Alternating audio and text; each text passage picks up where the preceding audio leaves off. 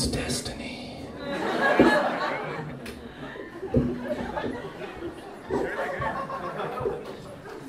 No, I don't actually have a tattoo. I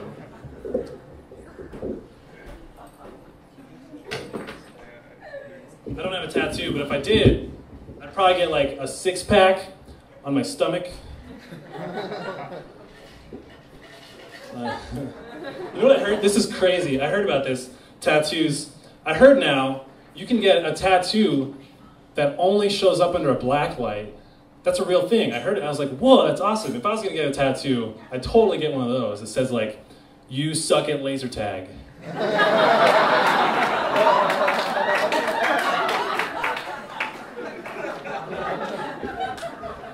Daddy, that man's forehead isn't very nice.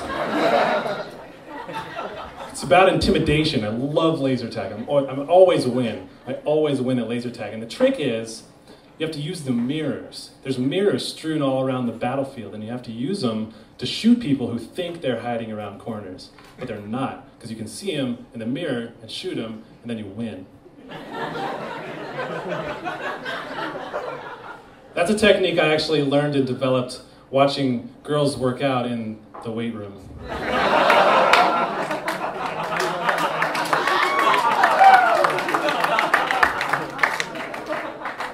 Man, I want so bad for that to not be true.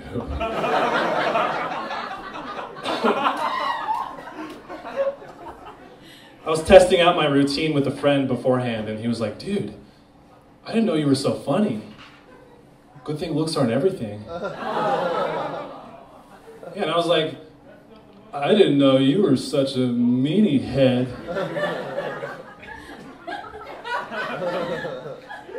So, got him. I think one of my favorite games to play as a kid was hide and seek. But I realized as I started to grow up that hide and seek is a game that you can really only play with people your age. Never play hide and seek with people significantly younger than you. Because then, if you do, it turns from an innocent, fun game to a training tool for pedophilia. Because you're like, okay kids, go and run in the darkest, most obscure places you can find, and then I'll find you.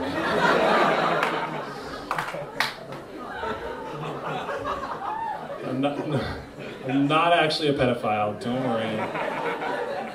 I prefer the term child lover because my girlfriends can pronounce it. All right.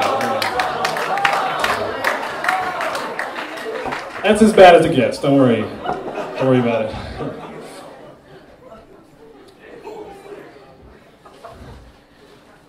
Whenever I have to go to the bathroom, I like to wait until I'm at work, because then it's like I get paid for pooping. Yeah, this guy knows, yeah.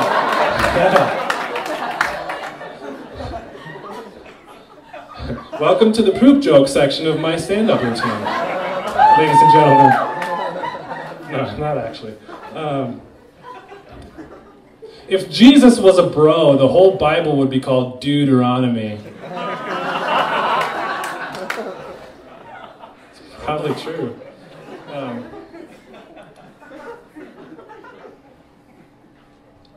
I wonder how it goes when two-time Grammy winner Mark Anthony tries to get some information he has no access to. I'm sorry, sir, that information is strictly on a need-to-know basis. Do you know who I am? Have you not heard the song? I need to know, tell me baby girl, 'cause I need to know. Oh, I'm so sorry, I had no idea. Here's all the information you'll ever need in your life. I think that's why he wrote that song.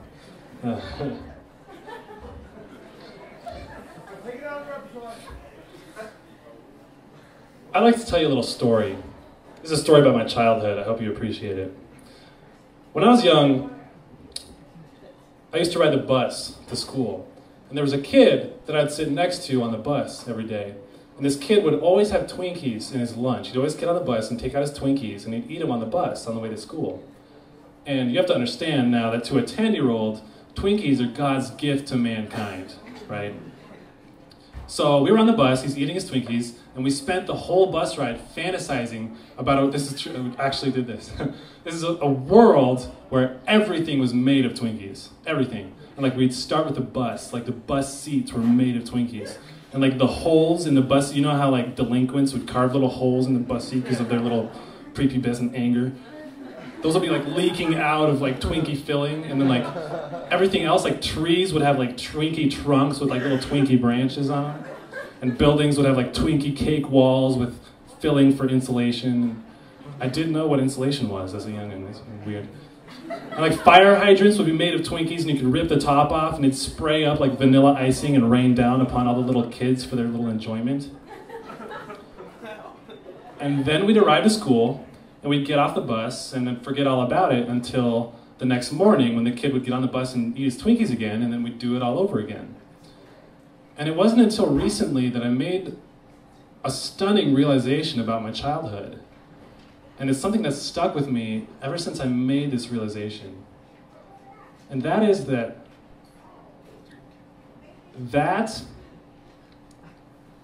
asshole of a kid brought 2 Twinkies to school every morning, and he ate them both.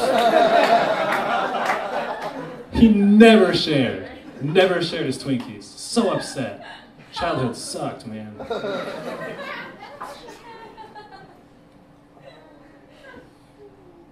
I watch a lot of GSN, Game Show Network, yeah? And I like it when they give away big like prizes, like a trip to somewhere in the US, like on The Price is Right, your showcase might be a fabulous trip to Boston. What if the dude's from there?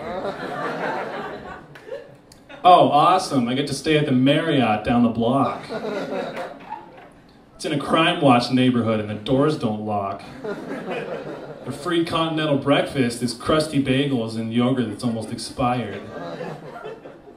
Don't have any waffle irons. No thanks, Bob Barker. I'm just gonna forfeit on my show. Okay, I have to bid something? All right, I'll bid $1. $1 on my showcase, Bob. Oh, the other guy went over? Damn it!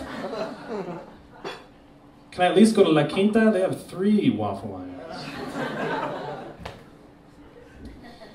I spend a lot of time on Facebook, and I was doing a friend purge, which is where you go through your whole friends list and delete everyone that didn't say happy birthday on your wall.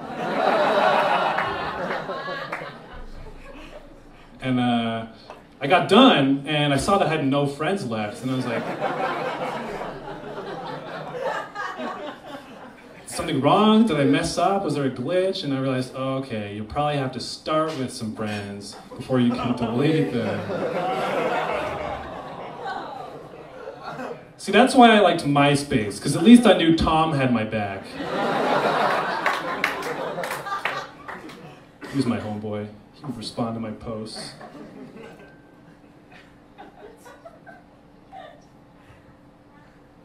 Here's a good one. What did the slaughterhouse worker say to his new shipment of cattle? What? Nice to meet you. I told that one at a PETA meeting and they just about died laughing.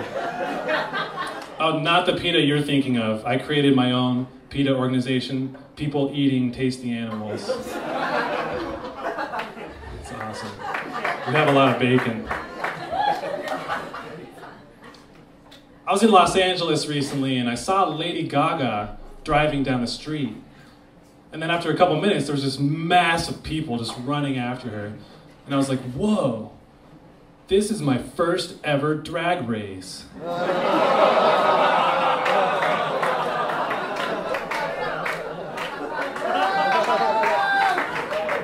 I thought those were just in the South. All right, this one's just for the gentlemen in the room. So ladies, if you could just like activate your central ear closing mechanism or whatever it is you do when we're arguing with you. Go ahead and do that now. Okay, dudes, I think it's just us now. Okay, so, I don't know about you guys, but I found that the hardest part about peeing is staying on your tiptoes the whole time. Anyone agree? Would anyone else do that? Am I the only one that does that? And nobody else stands on your toes when you pee. So how do you keep your dick from falling in the toilet water? You gotta stand, because like otherwise it was right in. How do you do it? I don't know. It's the only way I know. It's really easy. It's the way I do it.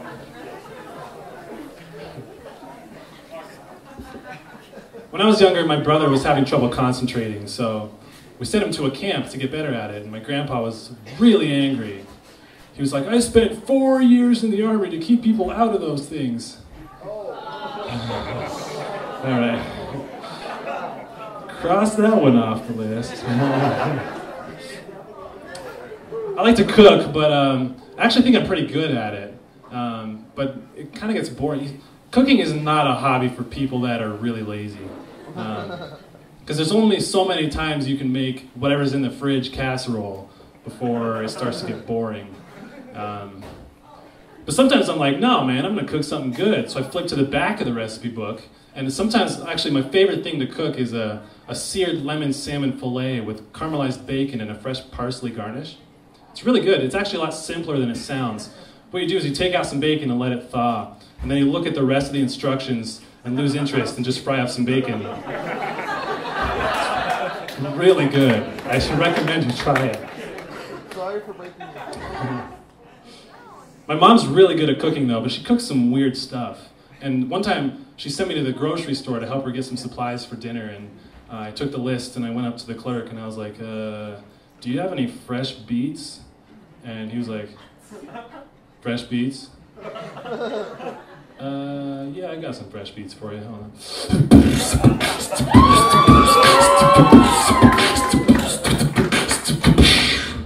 And I was like, I believe we have a misunderstanding here.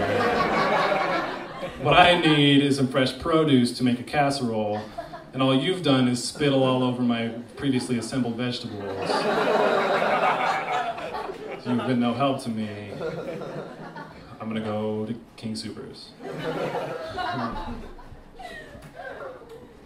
I think one of my favorite things about college is that there's not a whole lot of old people. And don't get me wrong, I love old people.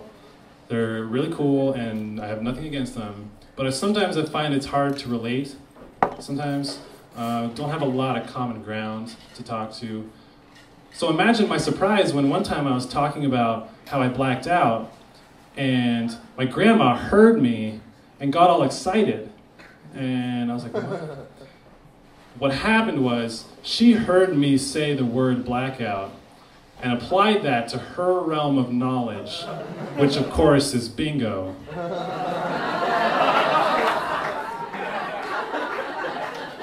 So she hobbles over and she's like, oh, I heard you blacked out. Well, that's just great. You know, I think that's a really special time and you just gotta enjoy it. I'm really proud of you, Sonny. That's really awesome. And I was like, yeah, it was pretty awesome. Yeah.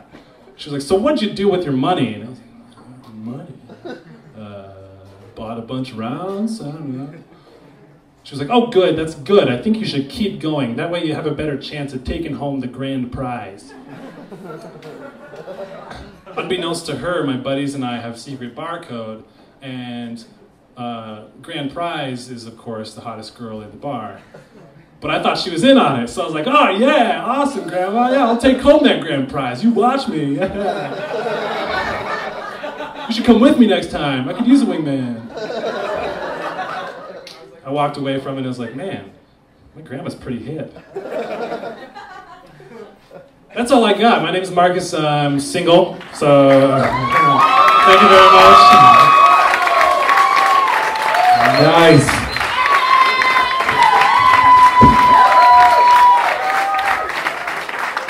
Well done, dude. I've known Marcus for a long time. I had no idea he was funny.